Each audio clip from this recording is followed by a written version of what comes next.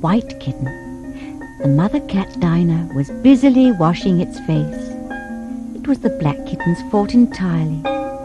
While Alice was sitting curled up in a corner of the great armchair, half talking to herself and half asleep, the black kitten was having a grand game of romps with the ball of yarn Alice had been trying to wind up. And when Alice finally looked up, there was the yarn spread all over the floor, all knots and tangles, with the black kitten running after its own tail in the middle. Alice caught up the kitten at once and gave it a little kiss. "Oh, you wicked, wicked little thing. Really, Dinah ought to have taught you better manners. Do you know, I was so angry, Kitty, when I saw all the mischief you had been doing, I was very near opening the window and putting you out into the snow. What have you got to say for yourself?" "Meow." "Now, don't interrupt me. Kitty, can you play chess?" "Now, don't smile, my dear. I'm asking it seriously. When we were playing just now, you watched just as if you understood it. And when I said, 'check,' you purred. Kitty, let's pretend that you're the Red Queen. Do you know, I think if you sat up and folded your arms, you'd look exactly like her. Now, do try." And Alice got the Red Queen off the chess table and set it up before the kitten as a model for it to imitate. However, the thing didn't succeed, principally because the kitten wouldn't fold its arms properly. So, to punish it, she held it up to the looking-glass, that it might see how sulky it was. "If you're not good directly, I'll put you through into the looking-glass house. Now, how would you like that?" "Meow." "If you'd only listen, Kitty, and not talk so much, I'll tell you about my ideas about the looking-glass house. Now, first, there's the room you can see through the glass. That's just the same as our drawing room, only the things go the other way. I can see all of it when I get upon a chair, all but the bit behind the fireplace. Oh, I do wish I could see that bit. I want so much to know whether they have a fire in winter. Their books are something like our books, only the words go the wrong way. I know that because I held up one of our books to the glass, and then they hold up one in the other room. Then there's the hallway. You can just see a little peep of the hallway in the looking-glass house if you leave the door of our drawing room wide open. Oh, Kitty, how nice it would be if we could only get through into the looking-glass house. I'm sure it's got, such beautiful things in it. Let's pretend that there's a way of getting through into it somehow, Kitty. Let's pretend the glass is all sort of soft, like gauze, so that we can get through. Why, look! It's turning into a sort of mist now. It'll be easy to get through." She was up on the mantelpiece, peering into the mirror as she said this, though she hardly knew how she got there.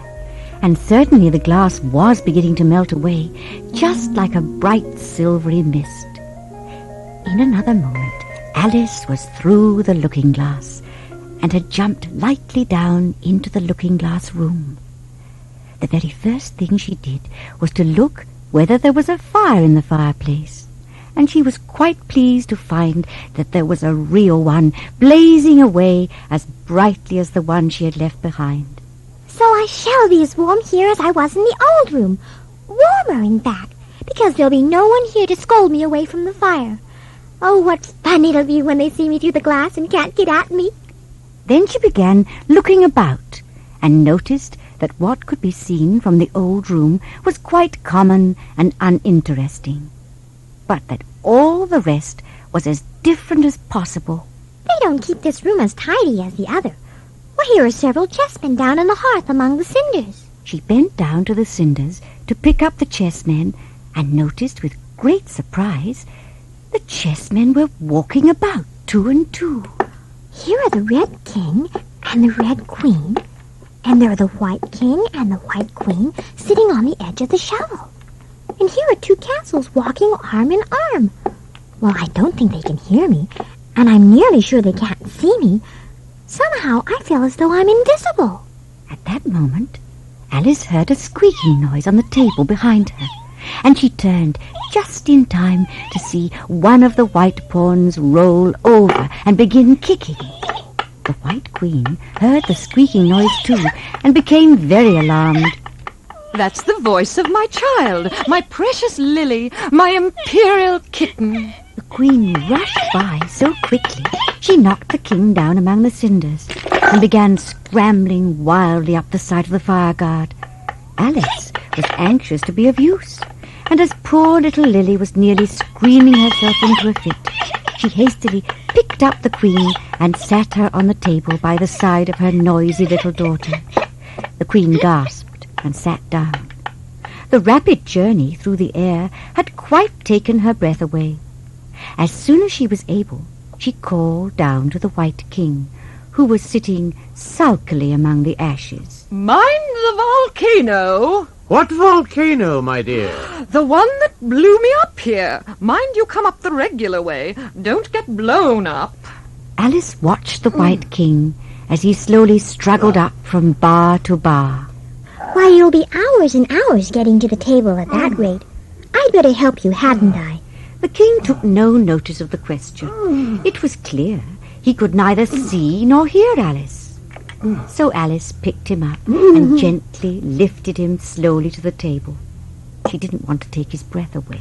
He was so covered with ashes that before she put him down, she dusted him off and straightened his hair. The king was so frightened, he immediately fell flat on his back. My dear, are you all right? Oh, how did I get here? I tell you, there's some mysterious power about. I assure you, my dear, I turned cold to the ends of my whiskers. You haven't got any whiskers. Oh, quite right. Well, the horror of that moment I shall never forget. You will, though, if you don't make a memorandum of it. Well, I'll write it down at once. Alice looked with great interest as the king took an enormous memorandum book out of his pocket and began writing. There was a book lying near Alice, and as she sat there, she turned over the leaves, hoping to find some part she could read. But it all seemed to be in a strange language. She puzzled over it for a time, but at last a bright thought struck her. Why, it's a looking-glass book, of course. And if I hold it up to a looking-glass, the words will all go the right way again. Now let's see. Jabberwocky.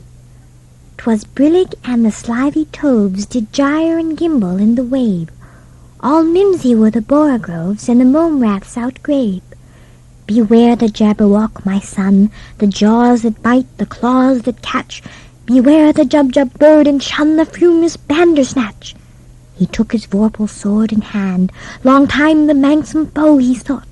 So rested he by the tum-tum tree, and stood a while in thought. And as in othish thought he stood, the Jabberwock with eyes of flame came whistling through the tulgey wood, and burbled as it came. 1, 2, 1, 2, and through the vorpal blade went snicker-snack. He left it dead, and with its head he went galumphing back. And hast thou slain the Jabberwock? Come to my arms, my beamish boy. O frabjous day, callooh, callay, he chortled in his joy. 'Twas brillig and the slithy toves did gyre and gimble in the wabe. All mimsy were the borogoves and the mome raths outgrabe. Well, it seems rather pretty, but it's hard to understand. Somehow it fills my head with ideas, only I don't exactly know what they are. But oh, I must hurry or I shall have to go back through the looking-glass before I've seen the rest of the house. I think I'll see the garden first. She ran out of the room and found herself floating down the stairs, and would have floated right into the garden that way if she hadn't grabbed hold of a doorpost and planted her feet firmly on the ground. She was getting a bit giddy with so much floating. Soon she came to a large flower bed with a border of daisies and a willow tree growing in the middle. This is just lovely. So many flowers. What a beautiful tiger lily. Tiger lily waving in the breeze. Oh, I wish you could talk. We can talk when there's anyone worth talking to. Alice was so astonished she couldn't speak for a minute. The tiger lily went on waving about in the wind, and at last Alice spoke again. And can all the flowers talk? As well as you can, and a great deal louder. Isn't that right, Rose? It isn't manners for us to speak first, you know. And I really was wondering when you'd speak. I'm so glad you can talk. Tell me, aren't you sometimes frightened at being planted out here with nobody to take care of you? Oh, there's the tree in the middle of the garden. It watches out for us. But what could it do if any danger came? You tell her, Daisies. It could bark, of course. It says bow wow. That's why its branches are called boughs. Didn't know that. Stupid. Silence!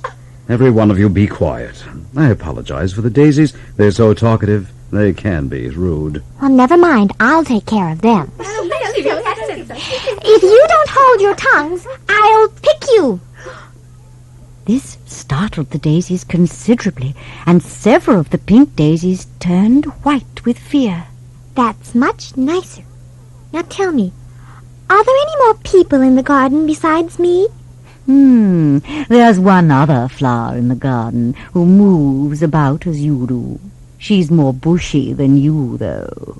Is she like me? Well, she's the same shape as you, but she's redder, and her petals are shorter, I think. She's one of the kind that has 9 spikes, you know. Spikes? Well, where does she wear them? She wears them all around her head, of course. I was wondering why you didn't have some. I thought it was the regular rule.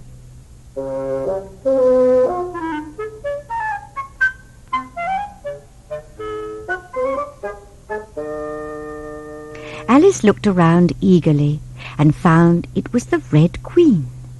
The first thing Alice noticed was that the Red Queen had miraculously grown from 3 inches high until she was now half a head taller than Alice. I think I'll go meet her. I've always wanted to talk with a queen. Then I should advise you to walk the other way. That sounded like nonsense to Alice, and she tried to walk to the Queen. But sure enough, she set off and soon lost sight of the Queen altogether. A little provoked, she drew back, and after looking around, started walking in the opposite direction. That succeeded beautifully, and she shortly found herself face to face with the Red Queen. Where do you come from? And where are you going? Look up, speak nicely, and don't twiddle your fingers all the time. Well, I've lost my way, you see. I don't know what you mean by your way. All the ways here belong to me. And why did you come here at all? Curtsy while you're thinking what to say. It saves time. I see by my watch that it's time for you to answer. Open your mouth a little wider when you speak, and always say, Your Majesty. I only wanted to see what the garden was like, Your Majesty. That's right. Though when you say garden, I've seen gardens compared with which this would be a wilderness. And I thought I'd try to find my way up the hill. When you say hill, I could show you hills in comparison with which you'd call that a valley. Oh, no, I shouldn't. A hill can't be a valley, you know. That would be nonsense. You may call it nonsense if you like, but I've heard nonsense compared with which that would be as sensible as a dictionary. Alice curtsied again, as she was afraid from the Queen's tone that she was a little offended. They walked in silence until they reached the top of the hill. For some minutes, Alice stood without speaking, looking out in all directions over the country. And a most curious country it was.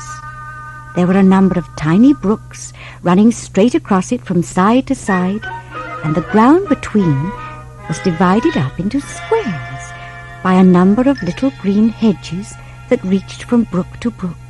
I declare it's marked out like a chessboard. There ought to be some men moving about somewhere, and so there are. How wonderful! It's a huge game of chess that's being played all over the world. If this is the world at all, you know. Oh, what fun it is! How I wish I was one of them. I wouldn't mind being a pawn. If only I might join them. Though, of course, I should like to be a queen best. Oh, that's quite easily managed. You can be the White Queen's pawn if you like, as Lily's too young to play, and you're in the second square to begin with. When you get to the 8th square, you'll be a queen. Now I'll take the measurements. And the Red Queen took a ribbon marked in inches out of her pocket and began measuring the ground and sticking little pegs in here and there. At the end of 2 yards, I shall give you your directions. At the end of 3 yards, I shall repeat them, for fear of your forgetting them. At the end of 4, I shall say goodbye. And at the end of 5, I shall be gone. Do you understand? I don't know. I think so. Now, here is the 2-yard peg. A pawn goes 2 squares in its first move, you know. So you'll go very quickly through the 3rd square, by railway, I should think. And you'll find yourself in the 4th square in no time. That square belongs to Tweedledum and Tweedledee. The 5th is mostly water. The 6th square belongs to Humpty-Dumpty. But you make no remark. I didn't know I had to make one just then. You should have said, it's extremely kind of you to tell me all this. However, we'll suppose it's said. The 7th square is all forest. However, one of the knights will show you the way, and in the 8th square we shall be queens together, and it's all feasting and fun. At the next peg, the Queen turned to say goodbye and then hurried on to the last. How it happened, Alice never knew. But exactly when she came to the last peg, the Queen was gone. Alice looked after her in amazement for a few minutes and then began to remember that she was now a pawn and that it would soon be time for her to move. The first thing Alice did was survey the country around her. Then she began her journey to find the 3rd square. She ran down the hill and jumped over the first of the 6 little brooks, and suddenly found herself on a train. What a strange ride it was! Her companions were a gentleman dressed in paper, a beetle, a goat, and a horse. And oh, yes, she also met a gnat. Alice and the gnat got very well acquainted, and afterwards, when they were off the train, they had a conversation concerning insects in the looking-glass world. None of the insects talks where I come from. What sort of insects do you rejoice in where you come from? I don't rejoice in insects at all, because I'm rather afraid of them, at least the large kinds. But I can tell you the names of some of them. Of course, they answer to their names. I never knew them to do it, but then I never spoke to one directly. Well, what's the use of having names if they don't answer to them? Well, no use to them, but it's useful to the people that name them, I suppose. And so they continued talking of insects until Alice felt it was time to go. She bid goodbye to the gnat and began walking. She soon came to an open field and went across it into a dark, wooded area. It seemed frightening, but she knew it was the only way to the 8th square, so she continued on the path. After a time, she noticed that every time there was a turn or a fork in the road, the same 2 signs appeared. One said, "To Tweedledum's house," and the other said, "To the house of Tweedledee." And they both pointed in the same direction. I do believe that they must live in the same house. I mustn't stay there long, though. I'll just stop and say hello and ask them the way out of the woods. So she wandered on until, upon turning a corner, she came upon 2 fat little men so suddenly that she could not help being startled.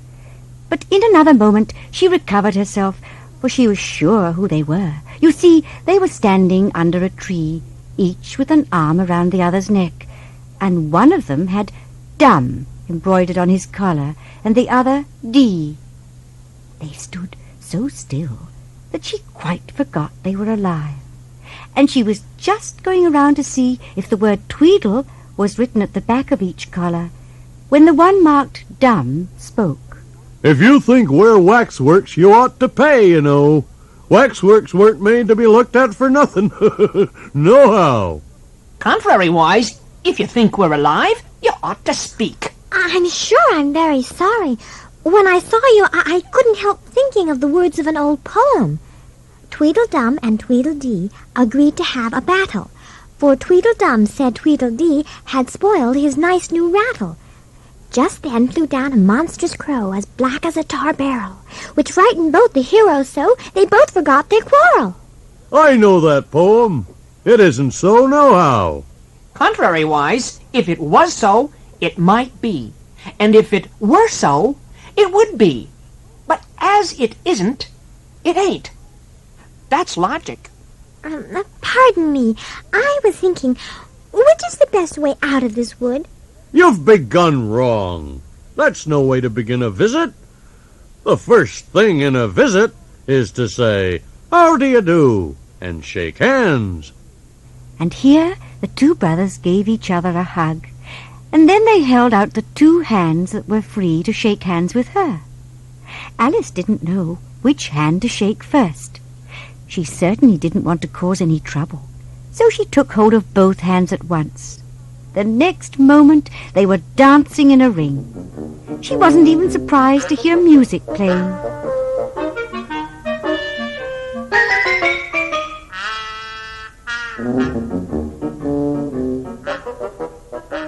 It seemed to be coming from the tree under which they were dancing.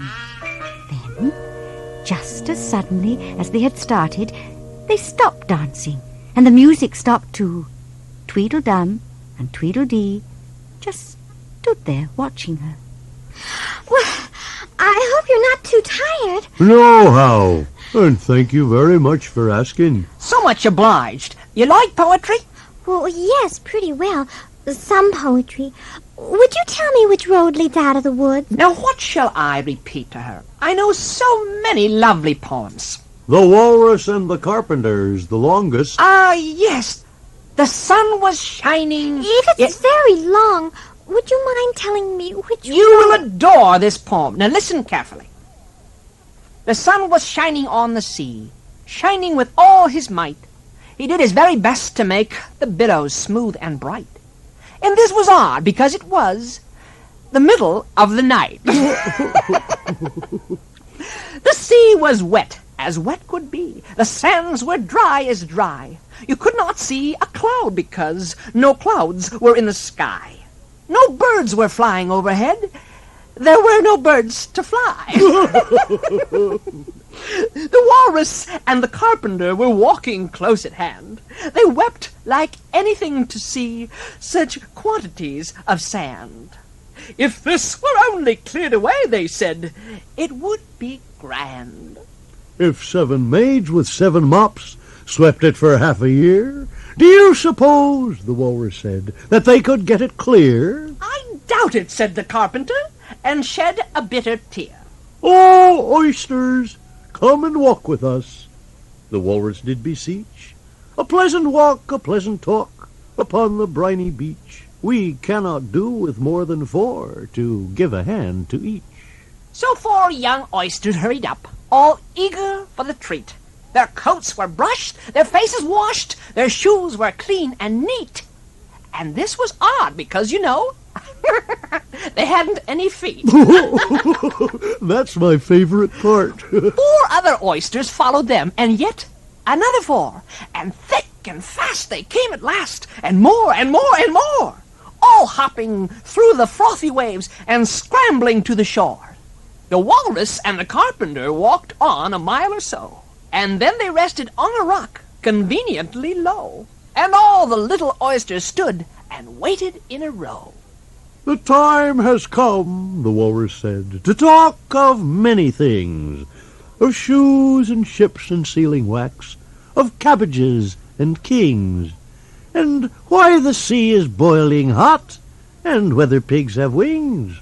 But wait a bit, the oysters cried, before we have our chat, for some of us are out of breath, and all of us are fat. No hurry, said the carpenter. They thanked him much for that. A loaf of bread, the walrus said, is what we chiefly need. Pepper and vinegar besides are very good indeed. Now, if you're ready, oysters dear, we can begin to feed. But not on us, the oysters cried, turning a little blue. After such kindness, that would be a dismal thing to do. The night is fine, the walrus said. Do you admire the view? It was so kind of you to come, and you were very nice. The carpenter said nothing, but cut us another slice. I wish you were not quite so deaf. I've had to ask you twice. It seems a shame, the walrus said, to play them such a trick, after we've brought them out so far and made them trot so quick. The carpenter said nothing, but the butter's spread too thick. I weep for you, the walrus said. I deeply sympathize. With sobs and tears he sorted out those of the largest size, holding his pocket handkerchief before his streaming eyes. "Oh, oysters," said the carpenter, "you've had a pleasant run. Shall we be trotting home again?" But answer there came none. And this was scarcely odd, because they'd eaten every one.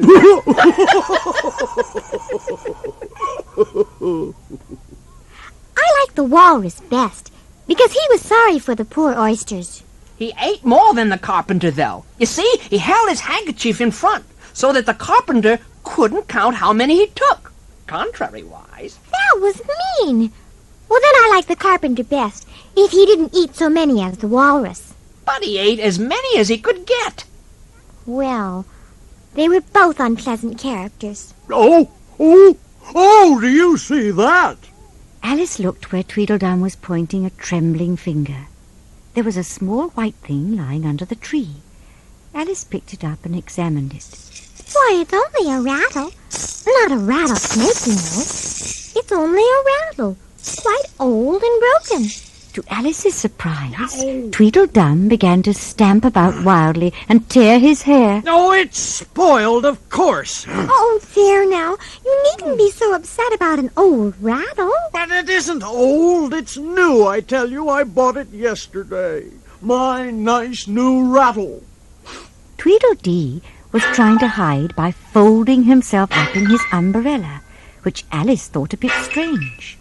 But he couldn't succeed, and he ended up rolling over, his head sticking out of the umbrella, and there he lay. Well, Tweedledee, do you agree to have a battle?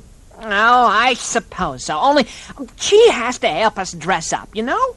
So the two brothers went off, hand in hand, into the wood, and returned in a minute with their arms full of all sorts of things, such as blankets, hearthrugs, tablecloths, dish covers, frying-pan lids, bread baskets, and coal scuttles. They stood before Alice. I suppose you know every one of these things has to go on somehow or other. I hope you're good at pinning and tying things together. Alice said afterwards she had never seen anything like it. They looked more like bundles of old clothes than anything else, after she had finished pinning and tying and roping everything onto them. At last they were ready, except for Tweedledum's helmet, which she requested Alice to tie on him. Actually, the helmet looked much more like a saucepan to Alice. Do I look a little pale? Well, yes, a little. I'm very brave generally, but today I happen to have a headache. And I've got a toothache. I'm far worse than you. Well, then you'd better not fight today. Oh, we must have a bit of a fight. Oh, but I don't care about going on long. What time is it now? Let's see. My watch says it's 4:30. Let's fight till 6 and then have dinner. And all about a rattle? Do you think it's worth it? I shouldn't have minded so much if it hadn't been a new one. I wish that monstrous crow would come. We must begin at once. It's getting dark as can be. And darker. It was getting dark so suddenly that Alice thought there must be a thunderstorm coming on. What a thick black cloud that is. And how fast it comes. Oh, it's the crow! The monstrous crow! The two brothers took to their heels and were out of sight in a moment. Alice ran a little way into the wood and stopped under a large tree. It can never get at me in here. It's far too large to squeeze itself in among the trees. But I wish it wouldn't flap its wings so. It makes quite a hurricane in the wood.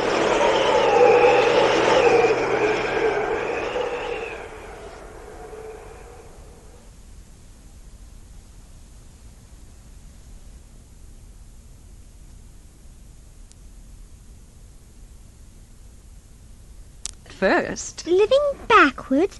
I never heard of such a thing. there's one great advantage to it. One's memory works both ways. I'm sure mine only works one way.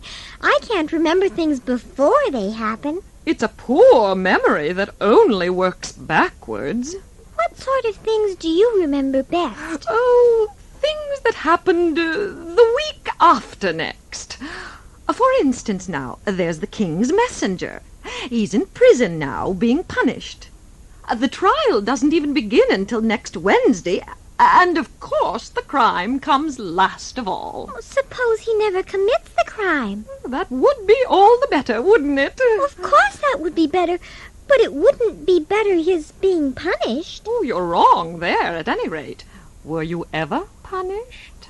Only for faults. And you were all the better for it, I know. Well, yes, but then I had done the things I was punished for. That makes all the difference. But if you hadn't done them, that would have been better still. Better and better and better. The brooch on the Queen's shawl came undone as she spoke, and a sudden gust of wind blew the shawl across the little brook.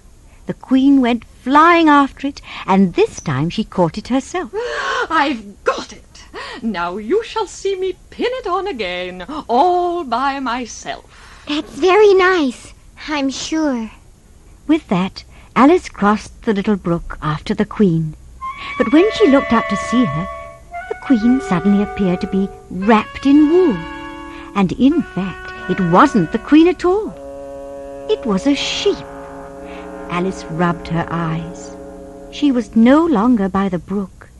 She was in a little shop, and the sheep was across the counter, clerking. Bah, bah. Now what do you want to buy? To buy? Well, what do you mean? This is a shop, you know. When you come here, you must make a purchase. I guess I should like to buy an egg, please. How do you sell them? 5 pence farthing for one, and you must get it yourself. It's at the end of the shop. Alice paid her money and groped her way among the tables and chairs, for the shop was very dark toward the end. The egg seemed to get further away the more she walked toward it. I can hardly see it. Is this a chair? Well, I declare it's got branches, and how very odd to find a tree here. And actually, here's a little brook. Well, this is the queerest shop I've ever seen. She crossed the brook and went on, wondering more and more at every step, as everything turned into a tree the moment she came up to it. And she quite expected the egg to do the same. However, the egg only got larger and larger and more human. When she came within a few yards of it, she saw that it had eyes and a nose and a mouth. And when she'd come close to it, she saw clearly that it was Humpty Dumpty himself. It can't be anyone else. I'm as certain of it as if his name were written all over his face. Just look at him up on that wall with his legs crossed under him like a Turk.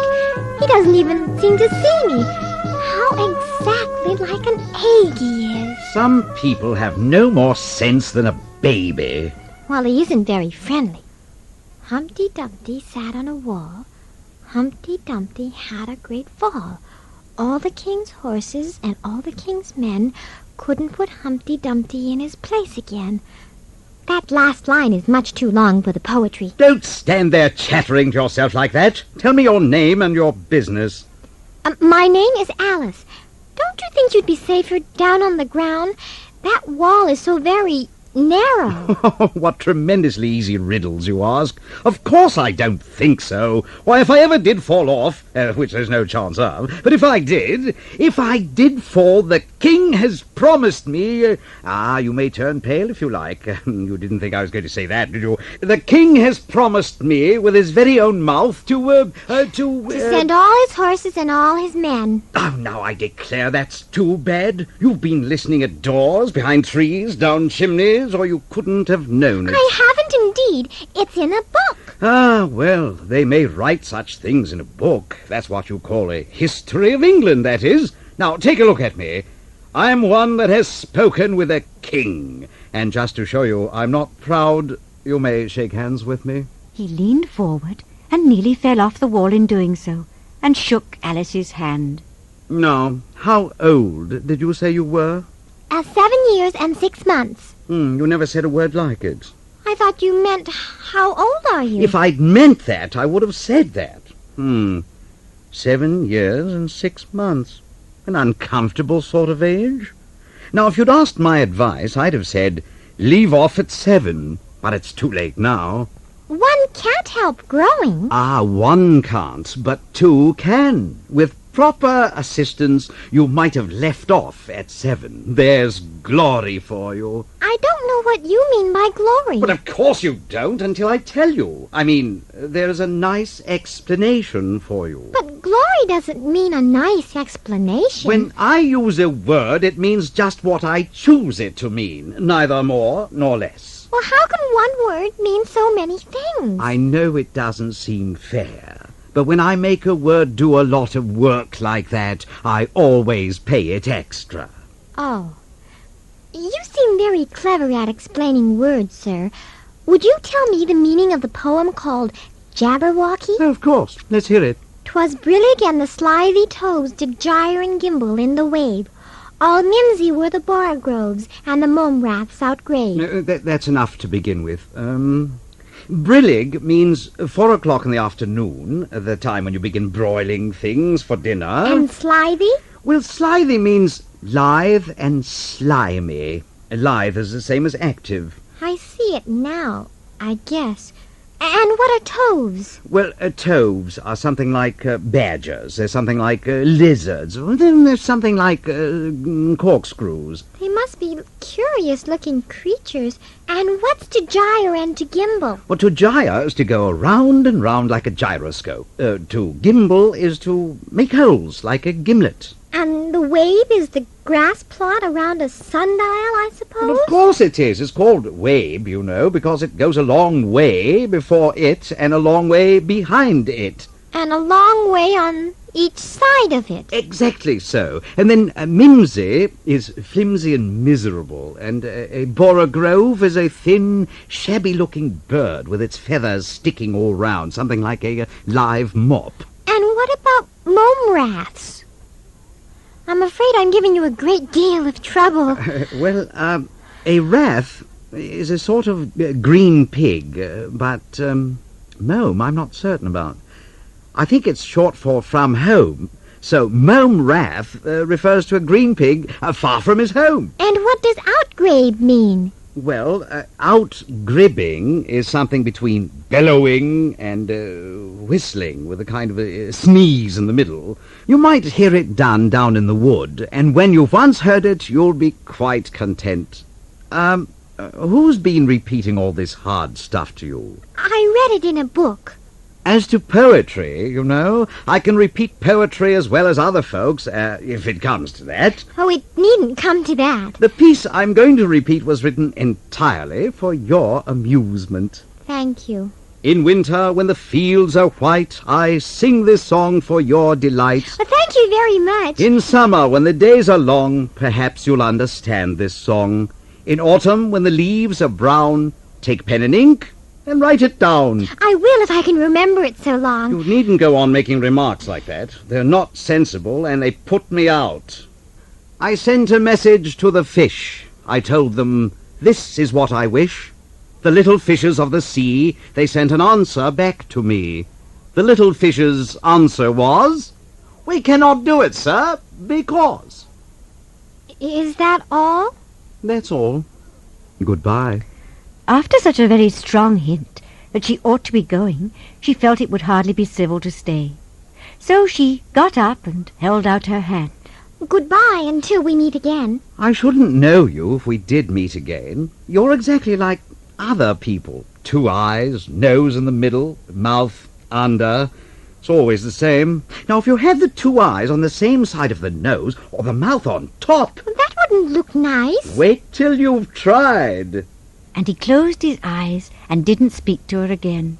Alice bid him goodbye again and left. She couldn't help thinking that he was one of the most disagreeable people she had ever met.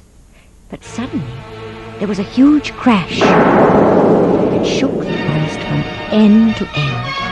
The next moment, soldiers came running through the wood, at first in 2s and 3s, and then in crowds, and they were stumbling and falling and piling up on each other. Alice got behind a tree for fear of being run over. She had never seen so many soldiers.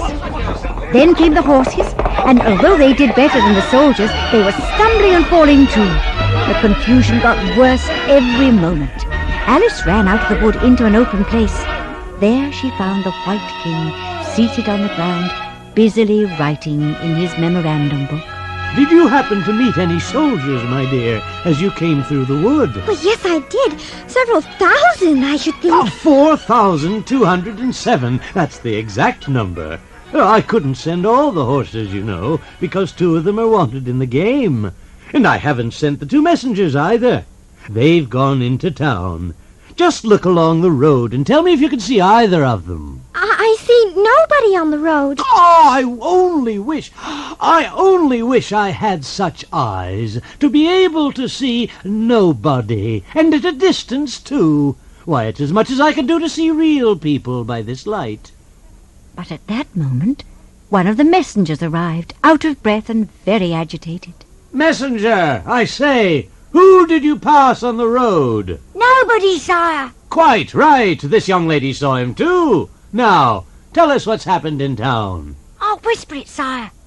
The lion and the unicorn are at it again. Oh, you call that whispering? They must be fighting over the crown again. And it's my crown. That reminds me of the words to an old song. The lion and the unicorn were fighting for the crown. The lion beat the unicorn all round the town. Some gave them white bread, some gave them brown, and some gave them plum cake and drummed them out of town. Yes, yes, come along. We must hurry. They arrived at the scene of the fighting and were told that both the lion and the unicorn had been down 87 times. The king immediately called an intermission for refreshments, and the lion and the unicorn sat down to rest. After a bit, the unicorn noticed Alice and sauntered over, his hands in his pockets. He stood looking at Alice in amazement. What is this? This is a child. We only found it today. It's as large as life and twice as natural. I always thought they were fabulous monsters. Do you know, I always thought unicorns were fabulous monsters, too. I never saw one live before. Well, now that we've seen each other, if you'll believe in me, I'll believe in you. Is that a bargain? Well, yes, if you like. Come, fetch the plum cake, old man. None of your brown bread for me. The messenger took out a large cake and gave it to Alice to hold, while he got a dish and a carving knife. Alice seated herself on the bank of a little brook, with the great dish on her knees. She sawed away at the cake, but the slices just kept going back together again. I see you don't know how to manage a looking-glass cake. Pass it around first and cut it afterwards. This sounded nonsense, but Alice did as she was told, and the cake divided itself into pieces. She was just finishing when the drum started. They soon became so loud the air seemed full of them. She started to her feet and jumped the little brook, and as she did, the unicorn rose to his feet, angry that the feast had been interrupted. Oh dear, that's deafening. If that doesn't drum them out of town, nothing will. After a while the noise died away, until all was dead silence. Alice had been lying on the ground, her hands over her ears. Now she lifted up her head and looked around. There was no one to be seen, and her first thought was that she must have been dreaming about the lion and the unicorn and the messengers. But then she saw the great dish still lying at her feet, on which she tried to cut the plum cake. So I wasn't dreaming after all, unless we're all part of the same dream.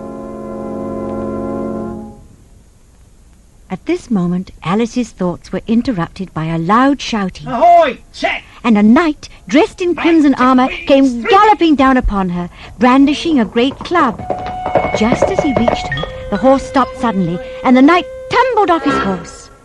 Alice watched him as he got up and mounted again, and then she heard another loud voice. Ahoy! Check! And she looked up in surprise to see the white knight draw up at her side and tumble off his horse onto the grass. He quickly mounted again.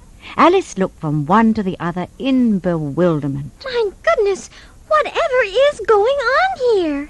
The knights commenced to fight. The battle was really very comic. The knights kept swinging at each other and falling on their heads.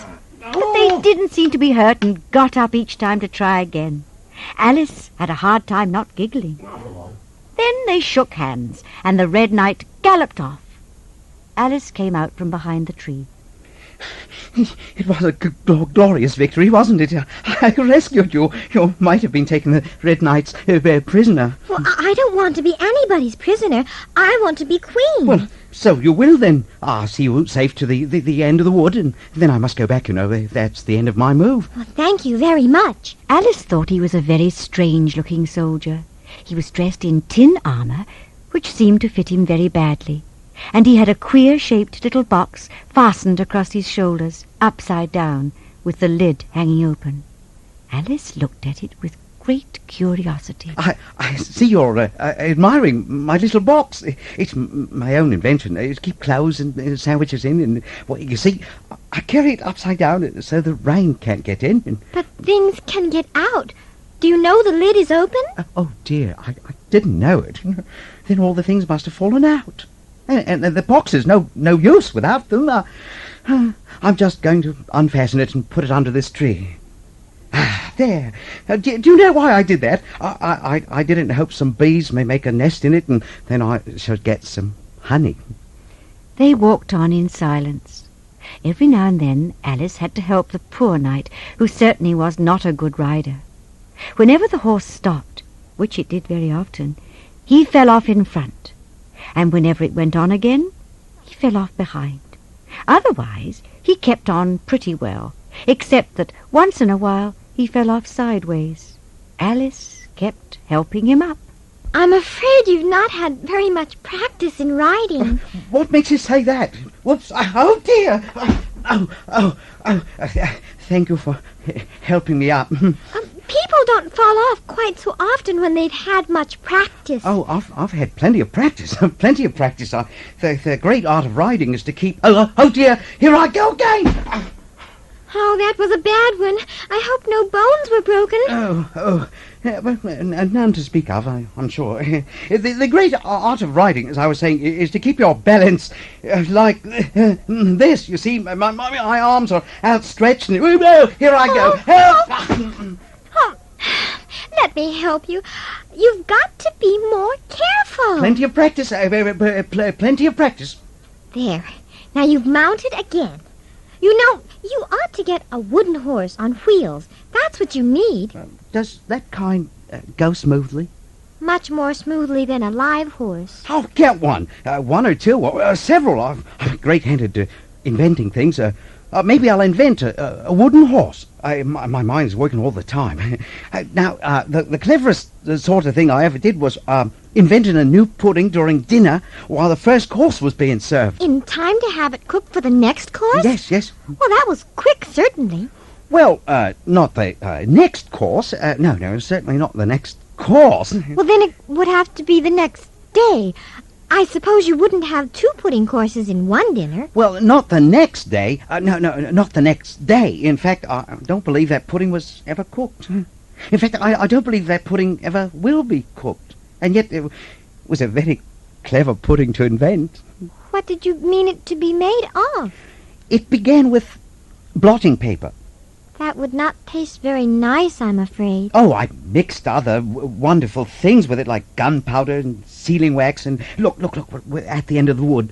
You've only a few yards to go down the hill and over that little brook over there, and then you'll be queen. But you'll stay and see me off first, won't you? I shan't be long. You wait and wave your handkerchief while I go to that turn of the road. I think it'll encourage me, you see. They shook hands, and the knight rode away slowly into the forest. He kept falling off his horse and getting up and back on again. Alice watched him make his way slowly down the road, and when he finally reached the turn, he looked back at her, and she waved her handkerchief to him, and waited until he was out of sight. Then she ran down the hill and bounced across the brook. To be queen! How grand it sounds! Here I am at the 8th square at last! She threw herself down to rest on a lawn as soft as moss, with little flower beds dotting it here and there. But suddenly she felt something weighing heavily upon her head. What is this on my head? And how could it have gotten there without my knowledge? She lifted it off, and to her surprise, there it was, a golden crown. Well, this is grand. I must be a real queen. It'll never do to have a queen lolling around on the grass. Queens must be dignified. This crown is so heavy, I hope it won't fall off. But I suppose if I am a real queen, I'll soon be able to manage it. Everything was happening so oddly that she didn't feel a bit surprised to find the Red Queen and the White Queen sitting close to her, one on each side. She wanted to ask them how they got there, but she didn't think that would be quite civil, so she decided to ask them if the game was over. Please, would you mind telling me if... Speak when you're spoken to. If everybody obeyed that rule, and if you only spoke when you were spoken to, and the other person always waited for you to begin, you see, nobody would ever say anything, so that... Ridiculous! Why don't you see? What do you mean by if you are a queen? You can't call yourself a queen until you've passed the proper examination. Can you do addition? What's 1 and 1, and 1 and 1, and 1, and 1 and 1, and 1? I don't know. I lost count. She can't do addition. Can you do subtraction? Take 9 from 8. 9 from 8? I can't do that, you know. She can't do subtraction. Try another subtraction sum. Take a bone from a dog. What remains? Well, the bone wouldn't remain, of course, if I took it. And the dog wouldn't remain. He would come to bite me. And I'm sure I wouldn't remain. Then you think nothing would remain? Yes, I think that's the answer. Wrong, as usual. The dog's temper would remain. Look here. The dog would lose his temper, wouldn't he? Perhaps he would. Then if the dog went away, his temper would remain. By the way, I invite you to Alice's dinner party this afternoon. And I invite you. I didn't know I was going to have a party, but if there's going to be one, I think I should invite the guests. Suddenly, the two queens vanished, and Alice was standing before an arched doorway over which were the words Queen Alice in large letters. She listened at the doorway and could hear many voices singing inside. Suddenly, the door was flung open, and in she went. My goodness! There are at least 50 guests here. I see some animals, some birds, and a few flowers. I'm glad they've come without waiting to be asked. I should never have known who were the right people to invite. There were 3 chairs at the head table. The red and white queens had already taken 2 of them. The middle one was empty. Alice sat down in it. Everyone was silent. Then everyone started laughing and talking. The party was very happy. In a few minutes, the Red Queen stood up to make an announcement. I introduce you to Queen Alice. Let's all drink to Queen Alice's health. Suddenly the party became very strange. The guests all began drinking, but some of them put their glasses upon their heads and drank all that trickled down their faces. Others upset the decanters and drank all that ran off the tables. Some climbed up onto the tables, and then all the candles grew up to the ceiling, and the bottles began flying about with plates for wings. Oh, this is dreadful. I can't stand it any longer. I want to go home. Alice jumped up and seized the tablecloth with both hands. She gave one good pull, and plates, dishes, guests, and candles came crashing down together in a heap. Then she turned fiercely on the Red Queen, whom she considered the cause of all the mischief. But the Queen was no longer at her side. She had suddenly dwindled down to the size of a little doll, and was now on the table, running round and round. At any other time, Alice would have been most surprised, but she was far too upset to be surprised at anything. She caught the Red Queen in her hand. As for you, I'll shake you into a kitten, I will. Grabbing the Red Queen, she shook her backwards and forwards with all her might. The Red Queen made no resistance whatever. Only her face grew very small, and her eyes got larger and green. And as Alice went on shaking her, she kept on growing shorter and fatter, and softer and rounder. And then she really was a kitten after all. Your Red Majesty shouldn't purr so loud. You woke me out of, such an amazing dream. And you've been along with me, Kitty, all through the looking-glass world. Alice hunted among the chessmen on the table until she had found the Red Queen. Then she went down on her knees on the hearthrug and put the kitten and the Queen to look at each other. Now, Kitty, confess what you turned into. You were the Red Queen, you know. You can admit it to me. Alice sat for a moment, recounting her experiences in the looking-glass world. Then she turned again to look at the two kittens and their mother, Dinah. Do you know, my dears, I had such a quantity of poetry said to me today, mostly about fishes. So tomorrow morning you shall have a real treat. All the time you're eating your breakfast, I'll repeat the Walrus and the Carpenter to you, and you can make believe you're eating oysters.